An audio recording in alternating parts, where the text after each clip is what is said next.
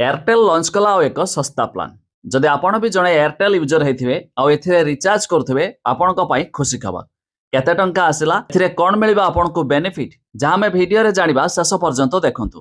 आउ यह भी जानी आज समय समस्त पाखे डबल सिम कार्ड रही गोटे जियो आउ एक एयरटेल तेरे भी एयरटेल यूजर बहुत सारा अच्छा जो मैंने कम टंकार रिचार्ज करने को चाहती तो सेमानक एयरटेल लॉन्च कला एक नुआ प्लान जो आपन को मिल अनलिमिटेड अधिक लाभ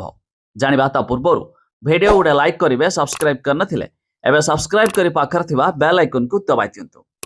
जानि रखंतु एयरटेल रे नूतन प्लान रही 399 टंका जहाँकि एथिरे मिलिबा आपन को 28 दिन वैलिडिटी पर डे लेखाए 2.5 जीबी डाटा मिलिबो आ पर डे 100 एसएमएस मिल पारिबो हेले एथिरे अनलिमिटेड 5G डाटा मिलिबो। सबठारु बड़ कथा एथिरे ओटीटी मिलुची जियो हॉटस्टार संपूर्ण फ्री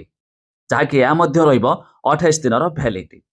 तेरे पूर्वर यही प्लान थिबा बेले मझिरे याकू एयरटेल हटाई देथिला किंतु पुणी आउ थरे मध्ये एथिरे ऐड करिछि 399 टंकिया प्लान खास करिकि एथिरे अनलिमिटेड 5G डाटा देउछि एयरटेल जहाँकि 28 दिन वैलिडिटी रहउछि। सबठु बड़ कथा एथिरे ओटीटी जहाँकि पूर्वर नथिला एबे ओटीटी एथिरे एबे इनक्लूड करिछि जोंथिरे जियो हॉटस्टार लाभ आपण पाई पारिबे। जदि आपण जणे एयरटेल यूजर हेथिबे तबे याकू यूज करके यही प्लान को रिचार्ज करी यार लाभ उठाई पारिबे। तबे आपण माने एयरटेल रे केते टंका लेखाय रिचार्ज करती ता निहाती कमेंट करी जणाइबे।